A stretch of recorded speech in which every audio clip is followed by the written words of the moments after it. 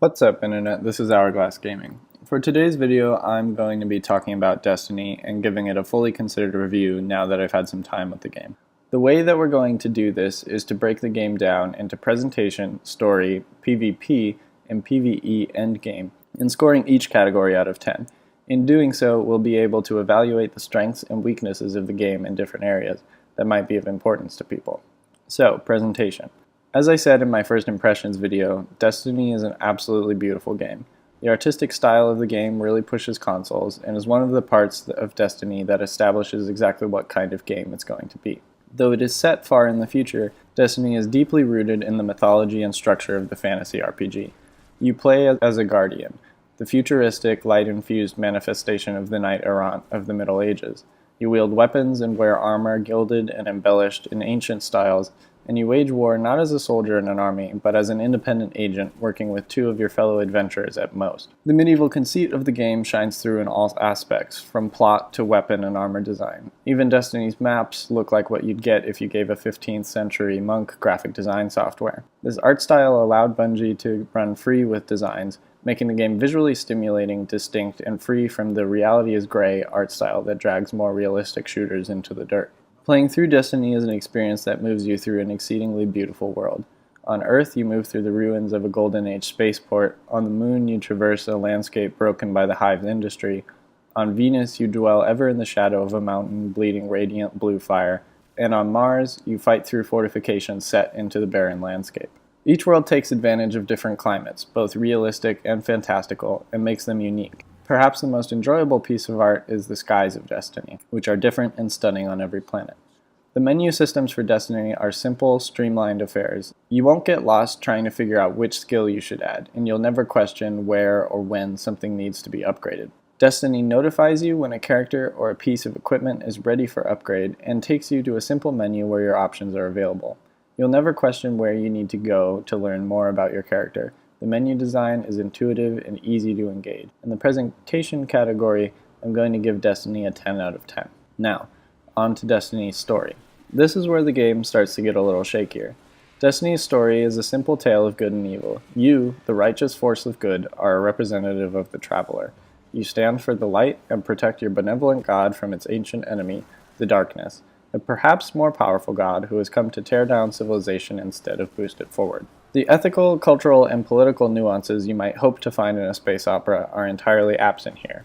Though the Traveler is clearly analogous to Western Europeans bringing civilization to the savages, the game spends no time debating whether or not it's right for having done so.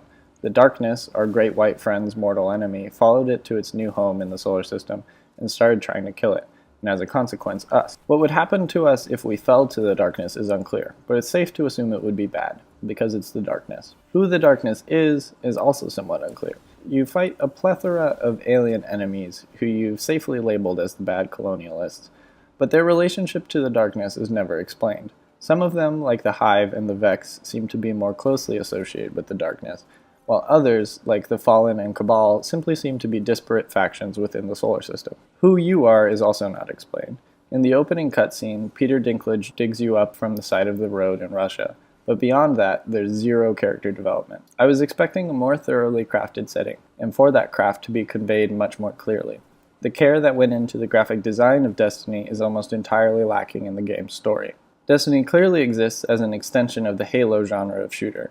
Character rests solely on the shoulders of the plucky AI supercomputer that follows you around and generally gets you in trouble. The Ghost is Cortana with a little Rubik's Cube body, and the Guardian is Master Chief, with some magic and fewer lines. For a game that presented itself as one of the first great RPGs of the next gen, the value of the story is simply lacking.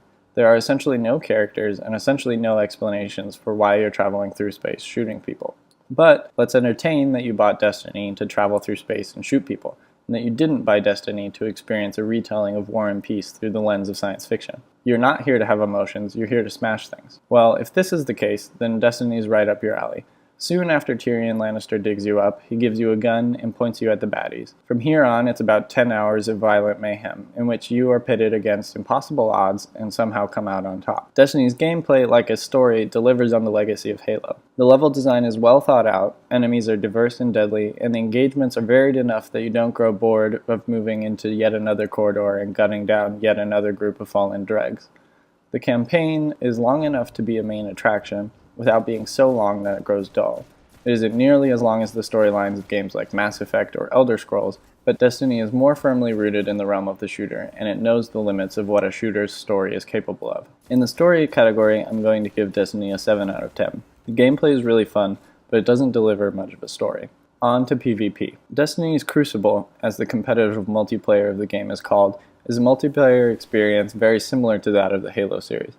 Players participate in small matches, typically of 6v6 or 3v3, and play in typical objective and team deathmatch styles. Level design is elegant, adding a degree of verticality to the game while keeping it balanced and fast-paced. The diverse classes were the most worrying element that might have made balance more difficult, but they aren't so disparate that any one of them has an unreasonable advantage. Weapons are also fairly balanced, though special and heavy weapons can drastically tilt the scales in the right hands. I haven't played much of the Crucible. Where games have PvE components, I tend to stick to that, but my sense is that Bungie has created a recognizable PvP experience while still moving forward onto something that is new and engaging. If you liked Halo's multiplayer, I think you'll really enjoy Destiny. I'm going to give it a 9 out of 10, because it's excellent, but I don't think it's the best multiplayer experience out there. Finally, the PvE endgame. This category is where Destiny is most surprising and disappointing.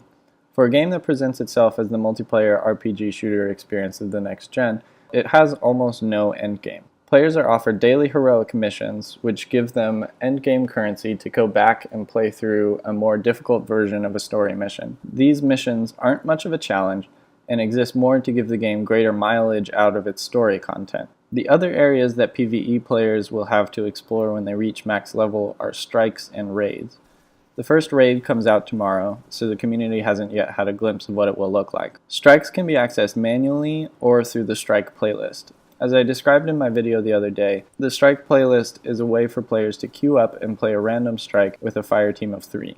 It's a system similar to World of Warcraft's Dungeon Finder, and it will earn you endgame currency, high-level gear, and reputation with the Vanguard, Destiny's PvE faction. Strikes are fun and function as self-contained little stories within the Destiny universe.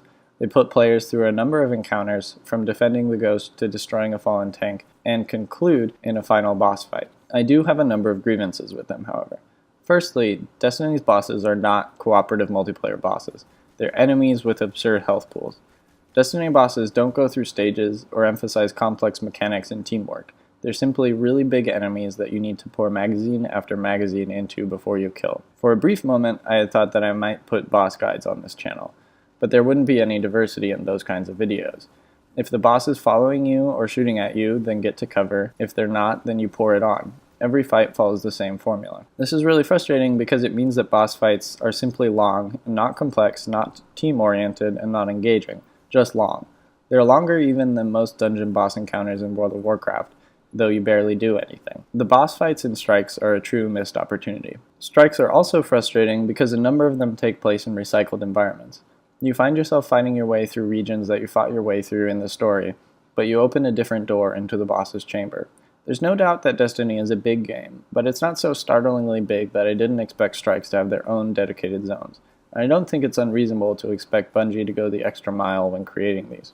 The other criticism I have of Strikes is that there aren't enough of them. There are only 6 strikes in Destiny today, a staggeringly low number when you consider that they use partially recycled environments and boss fights use no mechanics. When World of Warcraft first shipped, it had 20 dungeons and 5 raids. I wasn't expecting Bungie to meet that standard, but there should be at least a few more strikes available. There will hopefully be more to come, however. The first raid will open tomorrow, and Bungie's calendar seems like Destiny will be continually updated with new content, which will be important for the game's ongoing success. On endgame PvE, I'm going to give Destiny a 7 out of 10. With a 33 out of 40, Destiny lands itself a solid B-.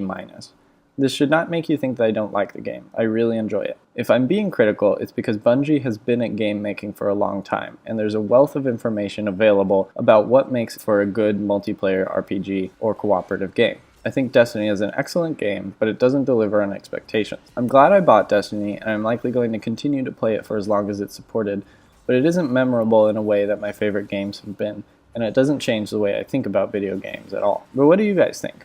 Did Destiny meet or exceed your expectations? What are you happiest or most disappointed with? Let me know in the comments below. That's about all for today's video. I'm going backpacking for the next week and a half, so there won't be a new upload for a little while.